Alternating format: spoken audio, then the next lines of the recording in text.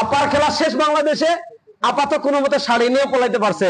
আগামীতে যারা আপাকে পুনর্বাসন করতে চাইবেন, আপনারা লুঙ্গি নিয়েও পলানোর জায়গা পাবেন না, ইনশাআল্লাহ।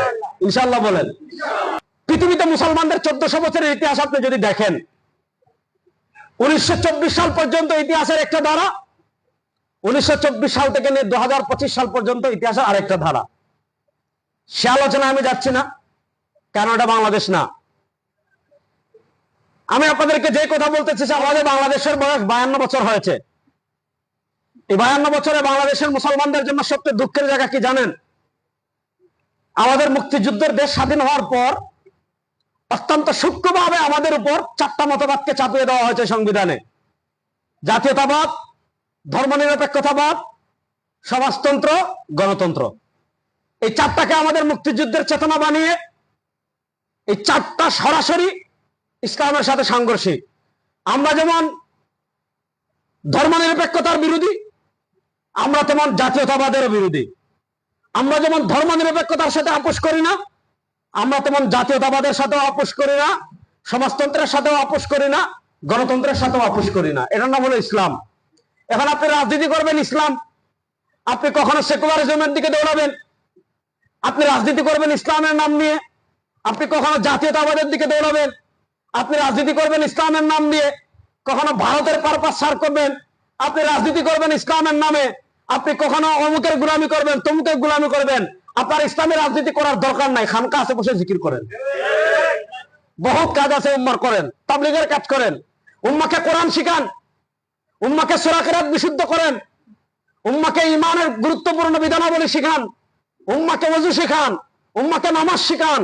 কিন্তু আপনি যদি সিয়াসা করতে হয়, ইসলামী রাজনীতি করতে হয়, আপনাকে ধর্মনিরপেক্ষতার বিপরীত দাঁড়াতে হবে, আপনাকে জাতীয়তাবাদের বিপরীত দাঁড়াতে হবে, আপনাকে গণতন্ত্রের বিরুদ্ধে দাঁড়াতে হবে, আপনাকে সমাজতন্ত্রের বিরুদ্ধে দাঁড়াতে হবে। মানুষের কোন তন্ত্রমন্ত্র ইসলামী রাজনীতিতে চলতে পারে না। আমাদের ফতোয়া অত্যন্ত ক্লিয়ার।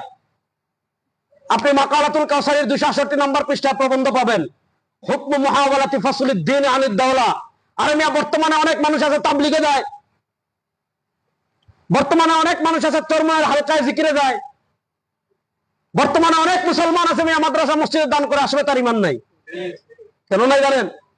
সে বলে রাজনীতিতে ধর্মের দরকার নাই, রাষ্ট্রে ধর্মের দরকার নাই, বিচার ব্যবস্থায় ধর্মের দরকার নাই, অর্থনীতিতে ধর্মের দরকার নাই, সংসদে ধর্মের দরকার নাই, সংবিধানে ধর্মের দরকার নাই। সে সেকুলার ভাবনে যে ধর্ম থাকবে ব্যক্তি জীবনে, রাষ্ট্রের আবার ধর্ম কি, অর্থনীতিতে আবার ধর্ম কেন, বিচার ব্যবস্থায় আবার ধর্ম কেন? আল্লামা জাহিদ কাউসারী রাহিমাহুল্লাহ ফতোয়া দিয়েছেন, ফাল মুসলিমু ইযা তালাবা বিমিসলি যালিকা ফি সালামাতি আকলিহি। কোন মুসলমান যদি সুস্থ মস্তিষ্কে এই কথা বলে, ধর্ম আলাদা রাষ্ট্র আলাদা, তার ঈমান থাকবে না, ইসলাম থেকে বের হয়ে মুরতাদ হয়ে যাবে। আপনি হিসাব লাগান, শরিয়া সম্পর্কে আজকে আমরা কি পরিমাণ উদাসীন। এজন্য শুনেন, ইসলামী আন্দোলন বাংলাদেশ এটা স্রোতের বিপরীতে একটা আদর্শিক সংগঠন। ইসলামী আন্দোলন এমন না যে আপনি টাকা দিবেন বিক্রি হয়ে যাবেন। ইসলামী আন্দোলন এমন সংগঠন না যে আসনের অফার দিবে ইসলামী আন্দোলন বিক্রি হয়ে যাবে। যেদিন 1-2টা আসনের বিনিময়ে ইসলামী আন্দোলন বিক্রি হয়ে যাবে, আল্লাহর জাতের কসম করে বলে ওই দিন আমরা ইসলামী আন্দোলনে থাকবো না। হিসাব সহজ। ইসলামী আন্দোলনকে মহব্বত করি আল্লাহর জন্য, ইসলামী আন্দোলনকে মহব্বত করি ইসলামের জন্য, ইসলামী আন্দোলনকে মহব্বত করি আদর্শের জন্য। দানাই বানাই করবেন ওই ইসলামী আন্দোলন আমাদের দরকার নাই। আমার যদি দুনিয়া লাগে ইসলামী আন্দোলন করবো কেন? বিএনপি আছে। আল্লাহ যেন বাংলাদেশে ইসলামী আন্দোলনকে ইসলামের জন্য কবুল করেন। এজন্য আপনারা বেশি বেশি করে সংগঠনের জন্য দোয়া করবেন, কারণ আমরা মাঠে কাজ করব, আমরা দেশে কাজ করব, আমরা ঘাম জড়াবো, আমরা প্রয়োজনে রক্ত জড়াবো, আমরা যতটুকু পারি করব, পিছনে আপনাদের দোয়া থাকবে ইনশাআল্লাহ। আপনারা যখন মক্কায় যাবেন, আপনারা যখন মদিনায় যাবেন, আপনারা যখন ইসলামের যে বিশেষ যে জায়গাগুলো রয়েছে, আপনি যখন জাবালে নূরে উঠবেন, গারে হেরা উঠবেন, স্মৃতি বিজড়িত জায়গাগুলো থেকে যখন যাবেন, ইসলামী আন্দোলনকে বলবেন না ইনশাআল্লাহ। আমি গতকালকে মদিনায় বলেছি, মাক্কি জীবনে ইসলাম এত বিস্তৃত কেন হলো?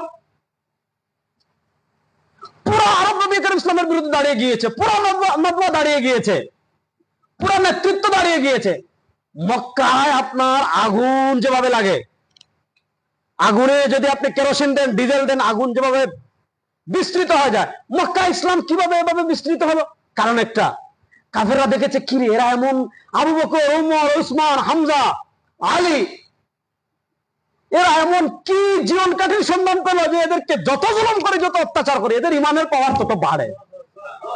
আর আমরা ইসলামের রাজনীতি করে দেখা যায় শেষ।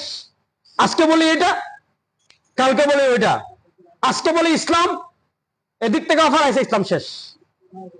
আজকে বলি ইসলাম, বাম দিক থেকে জুতা দিছে, আমরা শেষ। ওইটা করলে আপনি ইসলামের আদর্শের, ইসলামকে প্রতিষ্ঠা করতে হলে আপনার আদর্শের উপর অটল থাকতে হবে। এজন্য আপনারা সংগঠনের সুযোগ বৃদ্ধি করবেন। আর বাংলাদেশে 2024-এর জুলাই আগস্টের গণবিপ্লবে আমরা তো মুখ ফুলিয়ে বলি, কেউ বলেছে আমরা সাথে নাই, এটা আমাদের আন্দোলন না, ছাত্রদের আন্দোলন। কেউ বলেছে ওইটা, কেউ বলেছে ওইটা। একমাত্র দলীয় ব্যানার নিয়ে যে সংগঠন জুলাই আগস্টের বিপ্লবের রাজপথে নেমেছিল, সেই সংগঠন হলো ইসলামী আন্দোলন বাংলাদেশ। একদম 18 জুলাই থেকে নিয়ে 5 আগস্ট পুরো টাইম আমরা মাঠে ছিলাম। এই জুলাই আগস্টের গণবিপ্লবের পর বাংলাদেশে নতুন করে সম্ভাবনা এসেছে। আমাদের পিসাব চরমনাই দেখেন, এই 9 মাস হয়েছে ইন্টারিম গভর্নরের, কত রাজনৈতিকবিদকে দেখছেন। সকালে এক বয়ান, আমরা মনে করেছিলাম ওবায়দুল কাদের পলাইছে, বাংলাদেশে মনে আর কোন ওবায়দুল কাদের নাই। এখন দেখা যাচ্ছে আমার মতো দাড়ি টুপি মাথায়, কিন্তু চরিত্র ওবায়দুল কাদের। দিনে এক কথা, রাতে এক কথা, সকালে এক কথা, বিকেলে এক কথা, সন্ধ্যা এক কথা, কোনো ইয়ে নাই।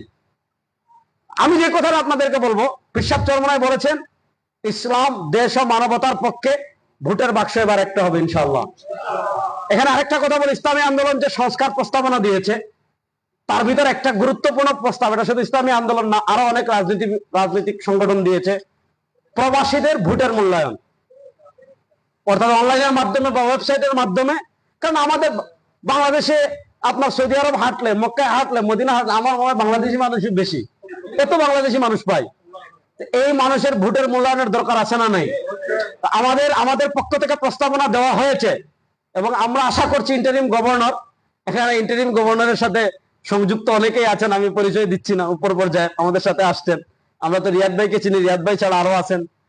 তো আমি যেটা বলতে চাচ্ছি যে অন্তর্বর্তীকালীন সরকার এটা পজিটিভ, যে অবশ্যই প্রবাসীদের এই বিশাল ভোট ব্যাংক এটা পড়ে থাকবে রাষ্ট্র গঠনের ক্ষেত্রে।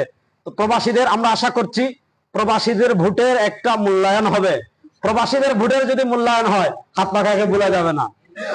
ইসলামী আন্দোলন বাংলাদেশ ইসলামী দলগুলোকে এক করার চেষ্টা করছে এবং এক্ষেত্রে ইসলামী আন্দোলন যে পরিমাণ উদারতা দেখাচ্ছে, এটা অবিশ্বাস্য, আপনি চিন্তাও করতে পারবেন না। আপনাদেরকে বলবো, ইসলামী আন্দোলন বাংলাদেশ, শুনেন, আপনি কাজ করবেন, দিন শেষে মূল্যায়ন হবে কাজ দিয়ে ইনশাআল্লাহ।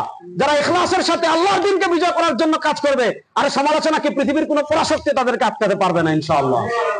সুতরাং আমরা দেশের, আমাদের নেতা পিসাব চরমনাই যে মেসেজ আমাদেরকে দিয়েছেন, আমরা প্রবাসের অন্যান্য ইসলামী সংগঠনের নেতৃবৃন্দ যারা আছে তাদের কাছে এই মেসেজ পৌঁছাবো, তাদের কর্মীদের কাছে এই মেসেজ পৌঁছাবো, এই বার্তা পৌঁছাবো যে এবার ডেমোক্রেসিও না, এবার ধর্মনিরপেক্ষতাও না, এবার জাতীয়তাবাদও না, এবার হবে ইসলাম ইনশাআল্লাহ। আল্লাহ তাআলা ইসলামের পক্ষে আমাদের সবাইকে কবুল করুন। আল্লাহ তাআলা দিন বিজয়ের এই কাফেলায় শরীক হওয়ার তৌফিক আমাদের সবাইকে দান করুন। সর্বশেষ ইসলামী আন্দোলনের মুহতারাম আমির, আমাদের সকলের নেতা মুফতি সৈয়দ মোহাম্মদ রেজাউল করিম পীর সাহেব চরমনাইয়ের পক্ষ থেকে, ইসলামী আন্দোলন বাংলাদেশের কেন্দ্রীয় কমিটির পক্ষ থেকে, আর আমাদের যে সংগঠন, যদি এখানে অনেকে এই সংগঠনের সাথে জড়িত না, তারপরেও বলে আমাদের জাতীয় উলামা শাইখ আইম্মা পরিষদের পক্ষ থেকে স্পেশালি আপনাদের সবাইকে মুবারকবাদ, ধন্যবাদ। এই বাংলাদেশ থেকে হাজার মাইল দূরে এসে আপনারা সংগঠনের জন্য এত সময় দিচ্ছেন, আপনারা চেষ্টা করছেন। আল্লাহ আপনাদেরকে উত্তম বিনিময় দান করুন। আল্লাহ তাআলা আমাদের সবাইকে বাংলাদেশে ইসলাম বিজয়ের মুজাহিদ হিসাবে প্রত্যেককে কবুল করুন। আবার আপনাদের সাথে দেখা হবে, কথা হবে। নাসাবতু ফামিনাল্লাহ ওয়া ইন আখতাতু ফামিন্নি ওয়া মিনাশ শাইতান। সুবহানাকাল্লাহুম্মা বিহামদিকা আশহাদু আল্লা ইলাহা ইল্লা আনতা আস্তাগফিরুকা ওয়া আতুবু ইলাইক।